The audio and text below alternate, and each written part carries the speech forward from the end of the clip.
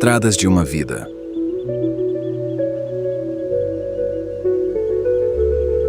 Uma história real de Luiz de Souza.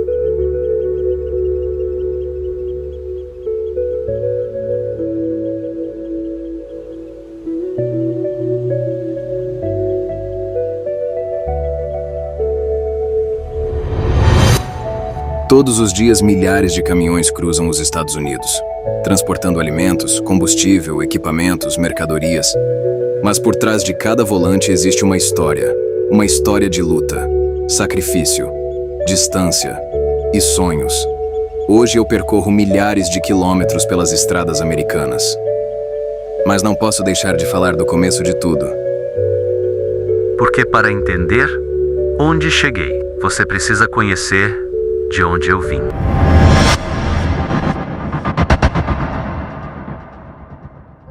Meu nome é Luiz de Souza. Muito antes das rodovias americanas fazerem parte da minha vida, eu era apenas um menino com sonhos simples. Cresci aprendendo o valor do trabalho, aprendendo que nada vem fácil e que cada conquista exige esforço. Não vai não, não vai não.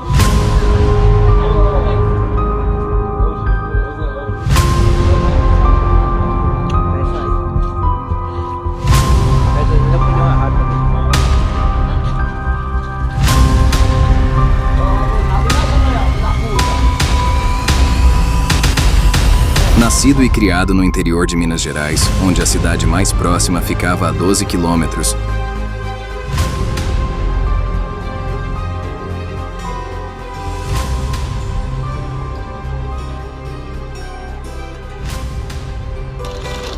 Então foi ali que eu vivi há muitos anos.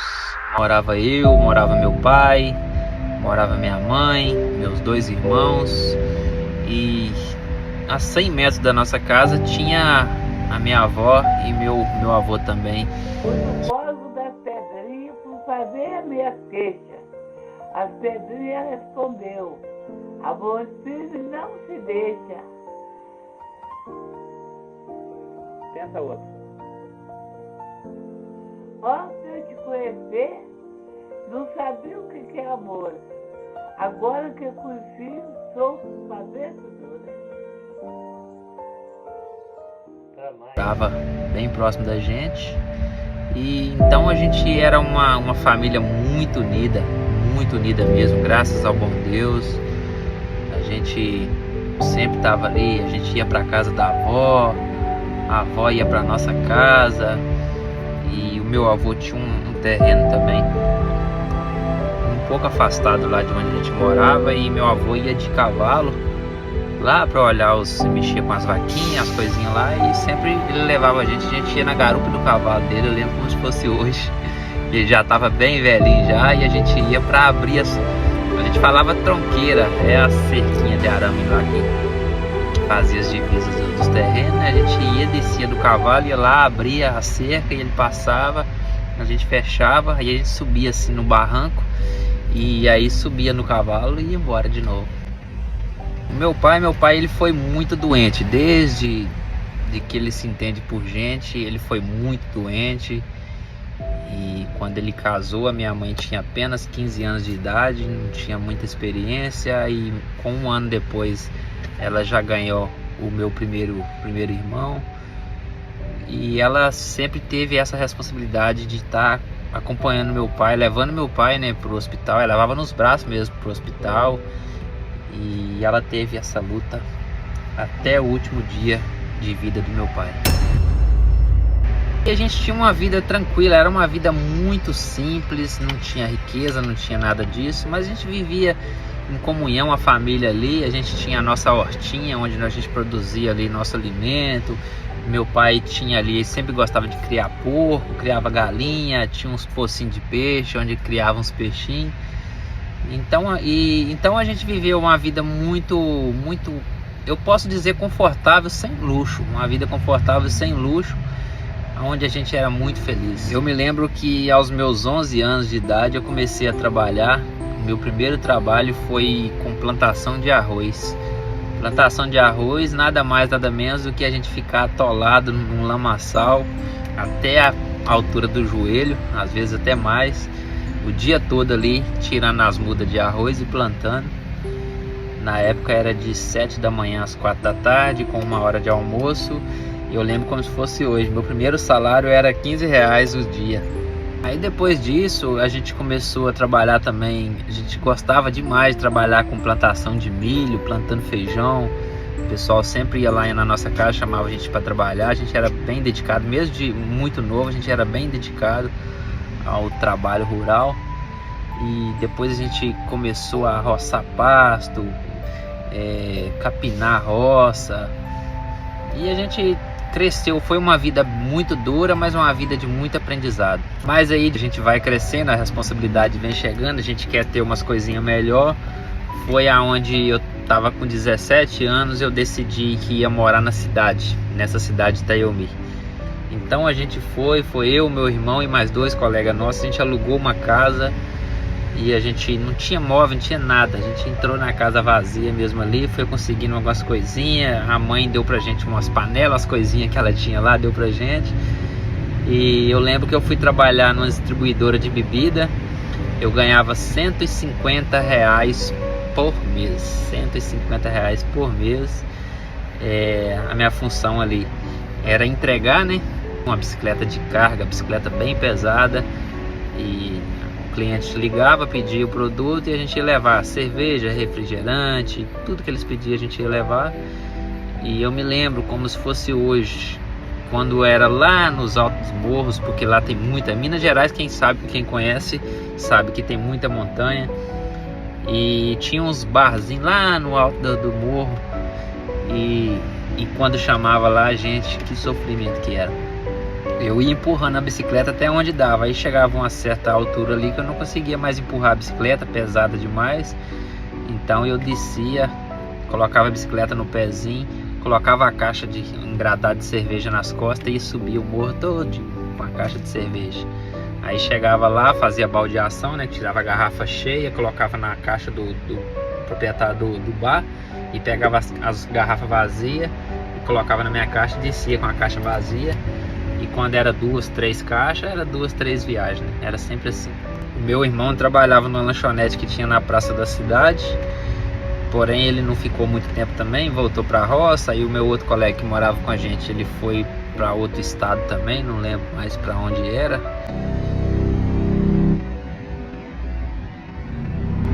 E nisso as coisas ficou muito apertado para mim, porque aí eu fiquei praticamente sozinho na casa, ganhando R$150, eu ganhava praticamente o aluguel. Era praticamente o aluguel, a situação muito complicada. Já teve dia que eu não tinha um óleo para temperar uma comida, foi muito complicado para mim, mas era uma coisa que eu tinha escolhido, né? Em momento algum, meu pai e minha mãe obrigou eu a sair de dentro de casa, eu escolhi, queria andar com as minhas pernas. Foi aonde um primo meu que morava em Belo Horizonte, ele me chamou: Luiz, vem trabalhar com a gente aqui. Era construção civil, aqui você vai ganhar um salário bom, a gente dá um jeito aqui de te receber.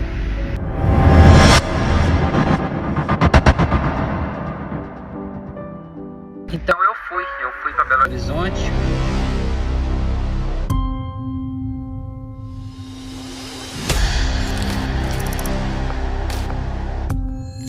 Uma mochila nas costas, as panelinhas que eu tinha, coloquei com as panelinhas dentro da mochila e fui para Belo Horizonte. Sem saber de nada, já tinha ido lá uma vez num casamento de uma tia minha, mas é coisa de muitos anos atrás, eu era bem criança. Mas eu cheguei lá,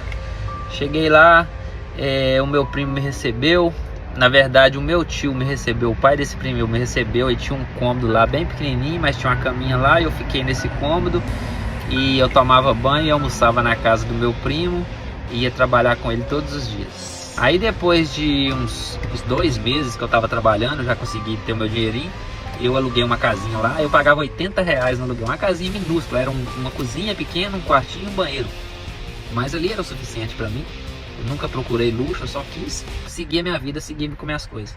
Então eu fiquei ali nessa casinha uns 2 a 3 anos, trabalhei na construção civil, trabalhei com vendas de carro. Olha como eu trabalhava com vendas de carro. Eu entrava no Facebook, eu procurava pessoas que estavam procurando carro, moto para comprar. Eu entrava em contato, perguntava o que a pessoa estava procurando, né? Pegava, anotava tudo, e aí eu ia para a internet buscar aquilo que ele estava procurando, pesquisava, buscava.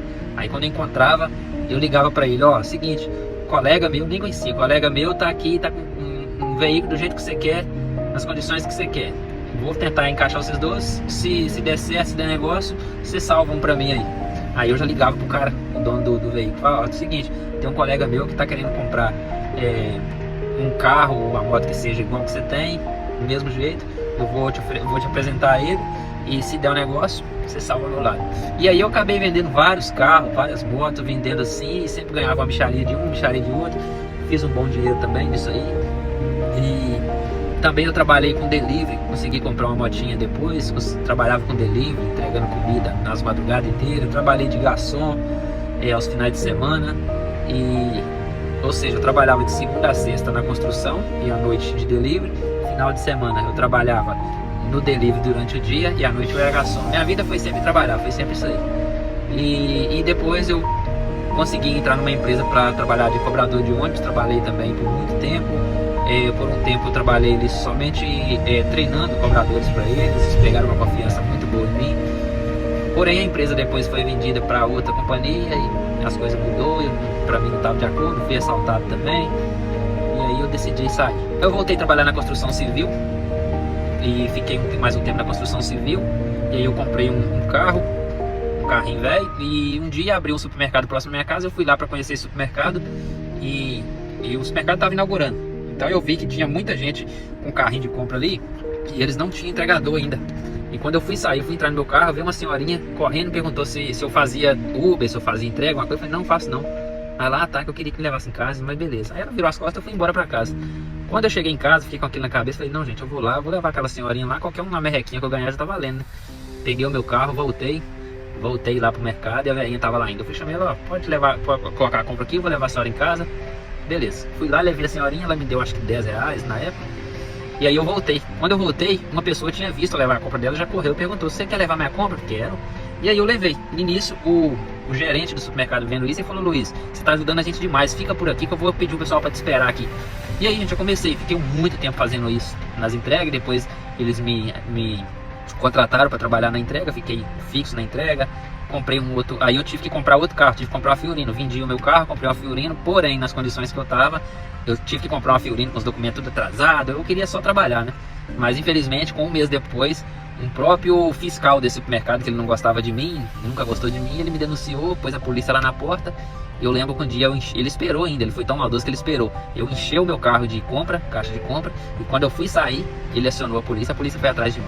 E aí o policial já falou que não queria nem conversa, que só ia prender meu carro e tal.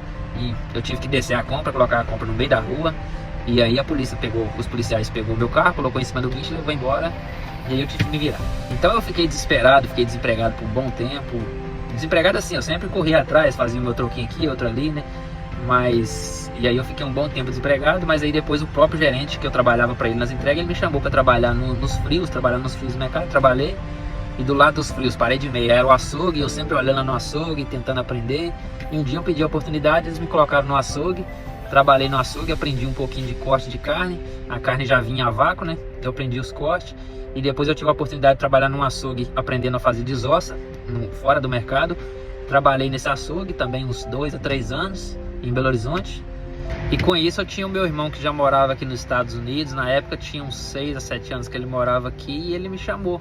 Ele falou para mim vir para cá, ele falou que aqui não era fácil também, mas se eu quisesse ele me dava um apoio e eu poderia vir. A princípio eu neguei porque eu tenho meu filho no Brasil também, mas eu estava tendo muita dificuldade para mim ver o meu filho, problemas.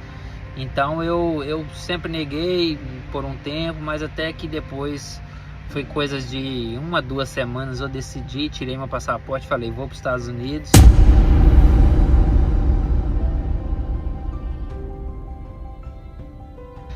E eu vim, galera, cheguei aqui nesse país com muita dificuldade, sem falar o inglês, a comida totalmente diferente da nossa, e então foi assim, eu comecei a trabalhar com meu irmão na construção civil, de ajudante, depois eu aprendi a fazer rejunte, que aqui a gente fala grout.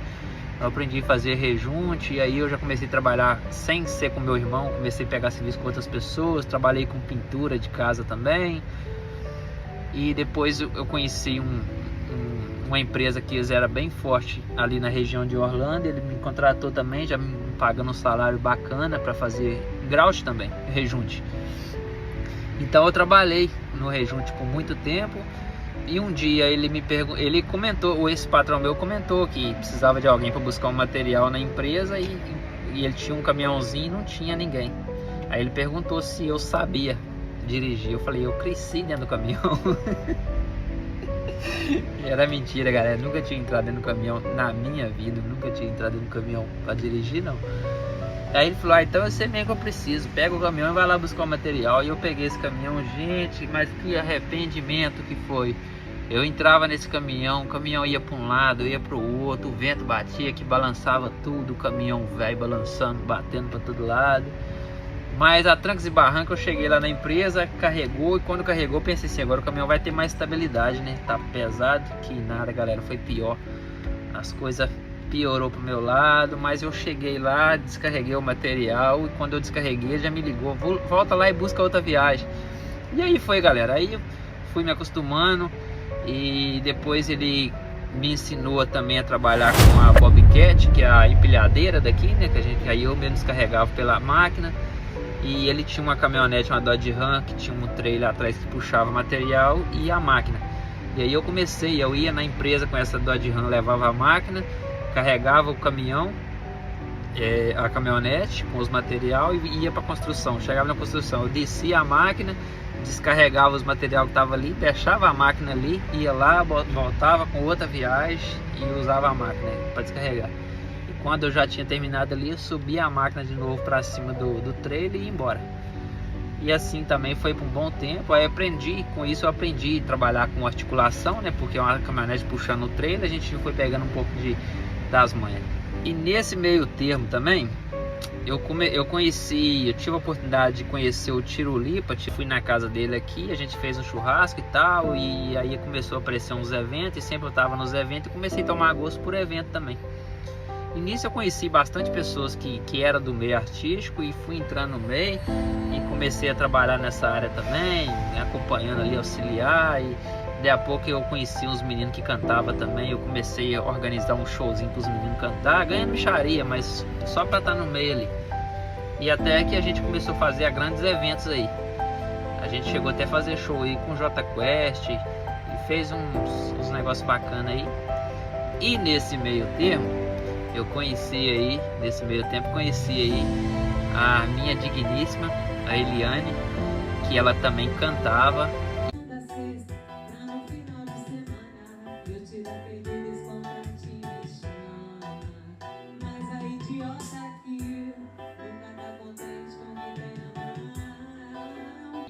Tanto que eu gostava que eu tinha meus aparelhos na garagem de casa lá, os aparelhos acústicos, mas eu não sabia cantar, não sabia tocar nada não, mas eu tinha por amor mesmo.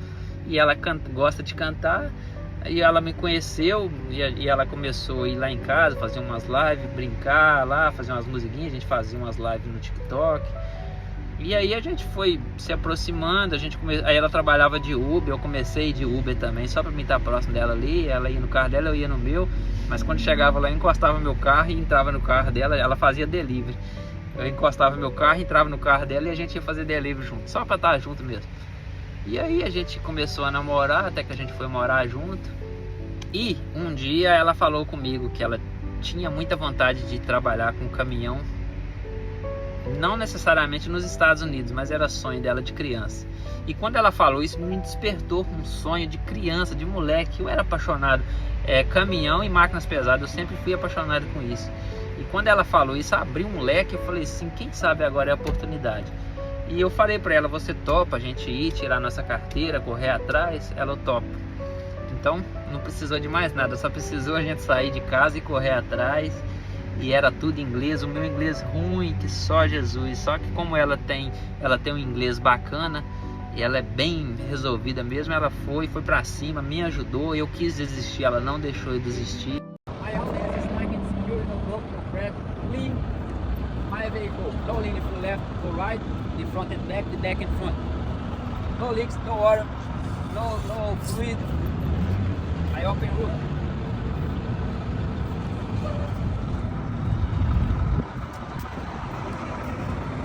My quality reservoir, tight and secure, no broke, no crack, no leaks, kept present, tight and secure, no missing bolt. My hose is tight and secured to clamps, no missing bolt, no leaks, no cut, no bubbles, no leaks in the floor.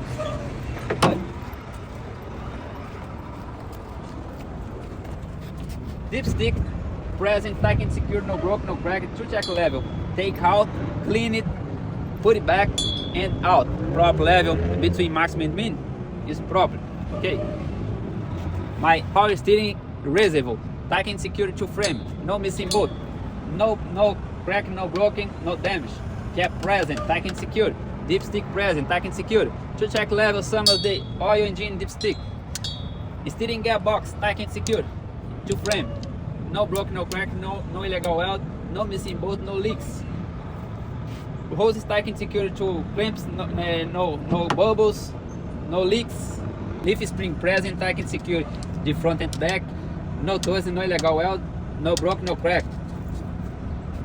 My steering liquid, 1, 2, 3, 4, 5 parts. Tight and secured to wheel. No broke, no crack, no toes, no illegal weld. Bush present. Bolt present. Pin present. My spring mount present. Tight and secured to frame. No broke, no crack. No missing bolt. No leaks. My shock absorber tight and secured top and bottom. No leaks. No illegal weld. No leaks. No missing bolt. Bushing present. My brake chamber tight and secured. For clamp are out. No crack, no broken, no leaks, no missing bolt, no missing parts. My U-bolt tight and secured, no broken, no crack, no missing parts, no illegal weld, no toes, no missing bolts. Foi pra cima, a gente tirou a nossa carteira e com 1 a 2 meses depois a gente procurou uma empresa. A gente procurou outras empresas, só que sempre dava errado. Eles queriam que a gente deixasse um dinheiro na casa e a gente não achava correto aquilo, pagar para trabalhar, né? Então a gente procurou um rapaz, um brasileiro que tinha uma empresa. Ele perguntou se a gente já estava disposto. Eu falei que sim. A gente sem experiência nenhuma, galera. Nunca tinha dirigido um caminhão, somente na autoescola ali, caminhão grande, né?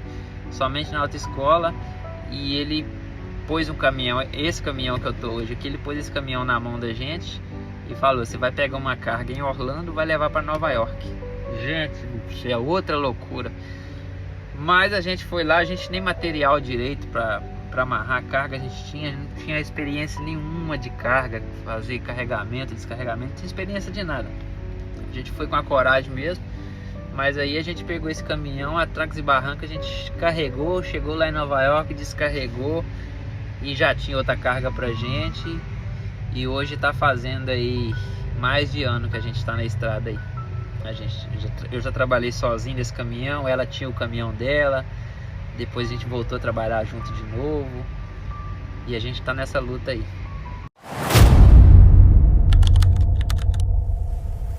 Dizer pra vocês que é fácil, não, nunca nada na minha vida foi fácil, nunca veio a mão beijada pra mim, nunca nada foi fácil. Eu acredito que pra Eliane também, a minha esposa também, eu acredito que pra ela nunca foi fácil. Mas quando a gente quer muito uma coisa, quando a gente tá muito decidido a querer algo, não é apenas um desejo, é algo a mais. Você sabe que você quer, você precisa daquilo e você se dedica. Coisas impossíveis acontecem, coisas que você não acreditava que aconteceria algum dia, quando começa a acontecer na sua vida. Existem caminhos que escolhemos, e existem caminhos que nos escolhem.